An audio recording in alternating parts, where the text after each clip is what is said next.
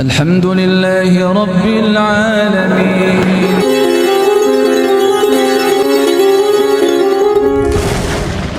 Sekelas Fir'aun, penguasa yang sedemikian tangguhnya, bersekutu dengan konglomerat yang bernama Qarun, bersekutu dengan birokrat politisi ulung yang bernama Haman. Mereka bersekongkol mengerahkan para tukang sihir. Kalau sekarang ini para buzzer itu dikerahkan untuk mengelabui mata manusia yang sesungguhnya jelek, dipoles, diopinikan sedemikian rupa seolah-olah bagus.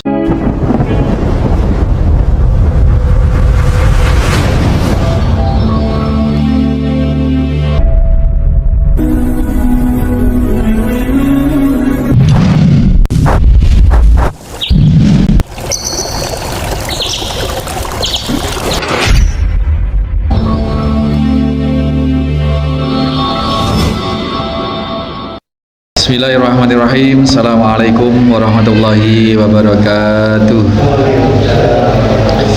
Innal hamdalillah nahmaduhu wa nasta'inuhu wa nastaghfiruh wa na'udzu billahi min shururi anfusina wa min sayyiati a'malina.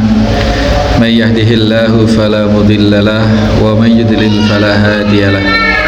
Asyhadu an la ilaha illallah wahdahu la syarikalah. Asyhadu anna Muhammadan abduhu wa rasuluhu la nabiyya ba'dah. Allahumma salli wa sallim wa barik ala Muhammadin wa ala alihi wa sahbihi wa mawala. Hadirin hadirat bapak-bapak, ibu-ibu sekalian, jamaah Masjid Al-Muslimun Curah Jeru Panji Situbondo serta segenap mustami dimanapun berada, rahimani wa rahimakumullah. Di saat ada musibah, di saat ada masalah, disitulah sebenarnya ada jalan keluar. Maka jalan keluar itu tidak perlu menunggu bersulit-sulit, tidak menunggu entek-entekan disik, tidak. Disitulah maknanya bahwasanya Allah Subhanahu wa taala bersama dengan orang-orang yang bersabar, dalam arti yang mau menempuh kepatutan menurut Allah Subhanahu wa taala. Jadi Bapak Ibu sekalian, mulai sekarang pemahaman bahwa setelah kesulitan ada kemudahan itu tidak tepat, karena kalau itu yang diterapkan maka kita harus bersulit-sulit dulu baru merasa ada jalan keluar, padahal tidak harus demikian. Dikala ada kesulitan atau tampak ada potensi kesulitan, kita bisa saat itu juga mendapatkan jalan keluar. Caranya bagaimana? Ke Allah Subhanahu wa taala. Sehingga ketika dapat permasalahan, jalan pertama yang harus kita lakukan adalah bangun malam, gelar sajadah, sholat minimal 2 rakaat, mengadu ke Allah. Baru nanti paginya, siangnya, sorenya Allah tepak plek jalan keluar. Ini yang betul. Bukan kemana-mana dulu sampai entek-entekan dulu. Kait ingat Allah kasep.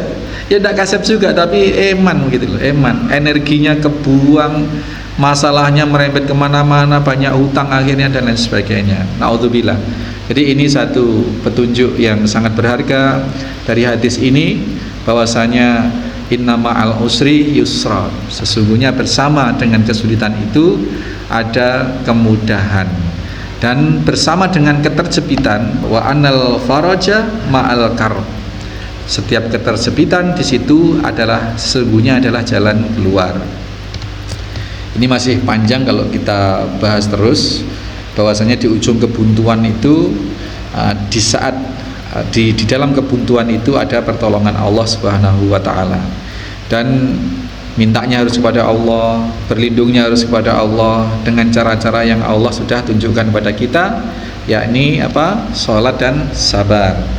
Ista'inu bisabri wassalat. Ini terkait dengan itu, sehingga kesulitan itu tidak berlarut-larut, berentek kemana-mana, efek kemana-mana, tetapi segera oleh Allah diberikan jalan keluar, karena hakikatnya jalan keluar itu berada bersama hadirnya. Jadi kehadirannya itu bareng, Pak. Ada masalah, sebenarnya di situ pula hadir solusi. Sebenarnya begitu. Faedah berikutnya, di situ tadi dikatakan bahwasanya apabila semua makhluk ini bersekutu, berkumpul, ingin memberikan kemanfaatan ala ayyan fa'uka, maka tidak akan pernah bisa, Pak. Maksudnya seluruh makhluk yang ada ini dari kalangan jin, manusia, binatang, semua bersekutu mengumpulkan sumber daya semua untuk memberi kemanfaatan kepada seseorang pun sesungguhnya tidak bisa, kecuali apa yang telah Allah tetapkan. Kita ini tidak ditakdirkan oleh Allah jadi presiden misalkan, Pak. Ya sudah, meskipun sumber daya semua diupayakan seluruh dunia lah, tapi ya qadarullah tetap tidak akan bisa jadi presiden, meskipun secara ilmu, meskipun secara performa, meskipun secara kelayakan itu sangat layak. Ya qadarullah itu caranya ya ada saja, tidak bisa. Apalagi sekedar satu negara misalkan mendukung seorang calon yang qualified misalkan. Nah, apalagi cuman itu kalau memang Allah tidak kehendaki, maka tidak jadi juga. Sebaliknya, apabila seluruh manusia atau seluruh yang ada ini bersekutu, bersekongkol untuk mencelakai, menimpakan satu musibah kepada seseorang, tetap tidak akan bisa tembus, kecuali kalau Allah sudah memberikan ketetapan, tidak akan bisa. Ini menunjukkan apa? Jangankan kita yang pribadi-pribadi, sekelompok makhluk sekalipun bersekutu besar sebesarnya sekalipun tidak bisa melawan ketetapan Allah Subhanahu wa ta'ala. Tidak akan bisa melawan ketetapan Allah Subhanahu wa ta'ala. Ini menunjukkan bahwasanya semua makhluk itu adalah fakir atau dhaif, lemah di hadapan Allah Subhanahu wa ta'ala. Sekelas Fir'aun bersekutu penguasa yang sedemikian tangguhnya, bersekutu dengan konglomerat yang bernama Qarun, bersekutu dengan birokrat politisi ulung yang bernama Haman. Mereka bersekongkol mengerahkan para tukang sihir. Kalau sekarang ini para buzzer itu dikerahkan untuk mengelabui mata manusia yang sesungguhnya jelek, dipoles, diopinikan sedemikian rupa seolah-olah bagus gitu. Dalam rangka apa? Dalam rangka untuk membunuh Nabi Musa alaihissalam, menghentikan dakwah tauhid yang diemban oleh Nabi Musa alaihissalam. Tapi justru itu tidak berdaya, tidak bisa melawan, bahkan yang katanya mengaku Tuhan, Fir'aun itu pada akhirnya hanya mati tenggelam di tengah lautan. Ini satu ironi, menunjukkan bahwasanya siapapun dia, manusia atau makhluk, itu hakikatnya sangat lemah di hadapan Allah Subhanahu wa ta'ala. Maka kita tidak perlu silau, Bapak sekalian, kalau sekarang ada penguasa yang seolah-olah ini hebat atau menyandang disandangkan, disematkan gelar macan Asia dan lain sebagainya, bisa begini, bisa begitu. Ya, meskipun tidak diucapkan, seolah-olah merasa seperti menjadi Tuhan begitu. Ya, seperti halnya zaman Firaun demikian, maka kita tidak boleh silau dan berpaling dari ketetapan Allah Subhanahu wa taala gitu. Yang hak tetap kita nilai sebagai yang hak, yang batil tetap kita nilai sebagai yang batil, dan kita bersikap atau kita sikapi dengan bersabar. Fawaid berikutnya dari hadis yang lumayan agak panjang ini adalah bahwasanya wajibnya semua makhluk itu di dalam beramaliyah, di dalam menjalankan hidup itu hanya menyandarkan pada pencarian terhadap kecintaan dan ridho Allah Subhanahu wa ta'ala, meskipun akan bertabrakan dengan keridhaan dan kecintaan oleh segenap makhluk. Dalam suatu komunitas misalkan, Bapak sekalian, kita meyakini bahwa sholat fardu 5 waktu itu wajib dari Allah Subhanahu wa ta'ala. Kita lakukan itu meskipun di tengah-tengah manusia yang sudah mengabaikan atau menganggap perilaku sholat itu adalah perilaku yang kuno, perilaku yang bahkan kemudian dipelintir sebagai perilakunya orang yang radikal dan lain sebagainya. Nah, ini bisa diterjemahkan dalam berbagai hal, dalam berbagai bentuk. Ya, tidak peduli dengan penilaian manusia, yang penting Allah menilai kita baik.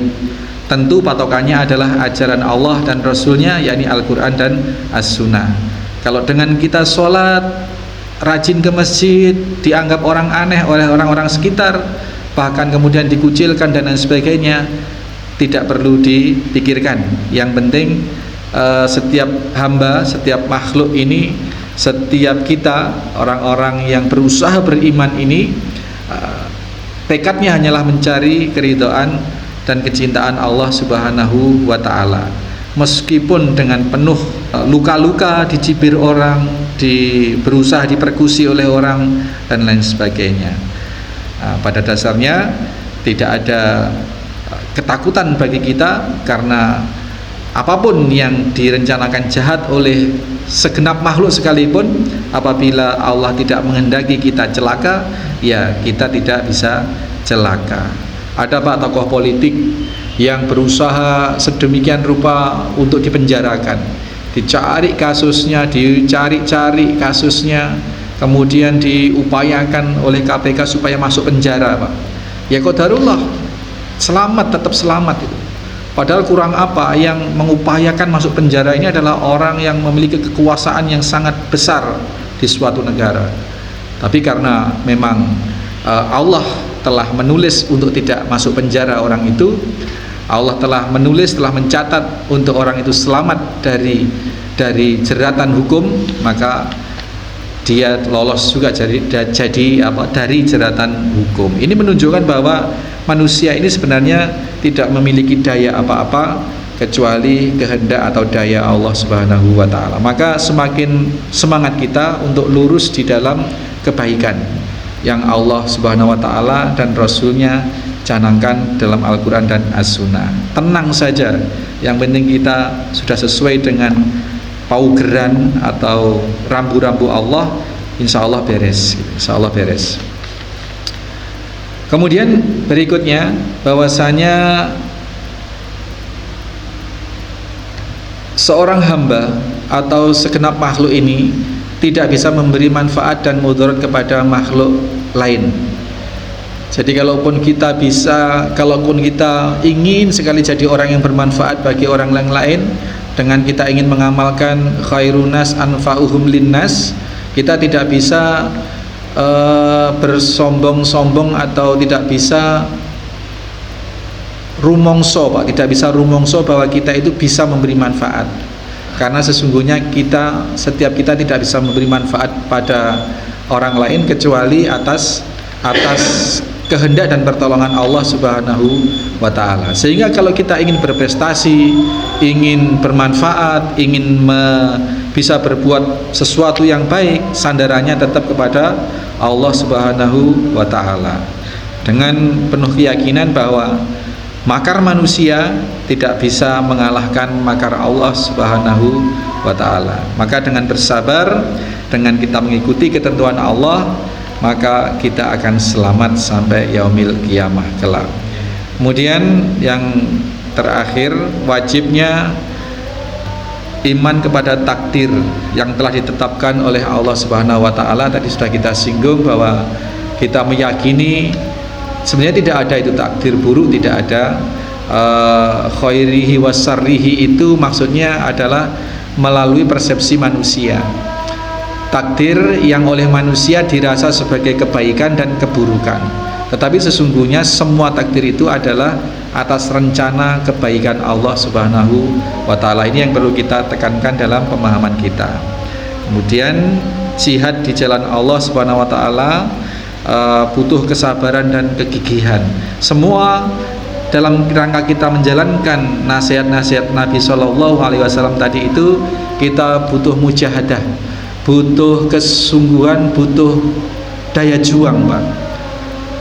Laula mujahatan lam yuqima ibadah, maka dalam diri seseorang itu tidak akan tegak ibadahnya. Ya mungkin ibadah, tapi mungkin rubuh-rubuh pisang gitu. Maka agar ibadah kita itu berkualitas sesuai dengan yang Allah Subhanahu wa ta'ala dan Rasulnya inginkan, Allah inginkan sesuai dengan Rasul tuntunkan, maka perlu mujahadah atau kesungguhan. Karena tanpa kesungguhan maka dalam diri seseorang tidak akan tegak ibadahnya, tidak akan istiqomah ibadahnya. Demikian Bapak Ibu sekalian untuk hadis yang ke-62 mengakhiri jumpa kita sebelum Ramadan ini. Nanti Ramadan kita libur dulu, dan tadi sudah di warning oleh Ibu Panitia bahwa kali ini adalah muwajahah kita yang terakhir, karena pekan depan sudah menghadapi bulan suci Ramadan. Selama Ramadan dan Idul Fitri kita libur dulu untuk berfokus pada kegiatan-kegiatan di Ramadan dan Idul Fitri. Insya Allah pasca Idul Fitri nanti di bulan Syawal, tidak tahu nanti tanggal berapa, kita tunggu info dari Pak Budi ya, infonya. Kita akan mulai tanggal Syawal tanggal berapa, insya Allah kita siap. Demikian, mudah-mudahan barokah. Subhanakallahumma wa bihamdika asyhadu alla ilaha illa anta astaghfiruka wa atubu ilaik. Assalamualaikum warahmatullahi wabarakatuh.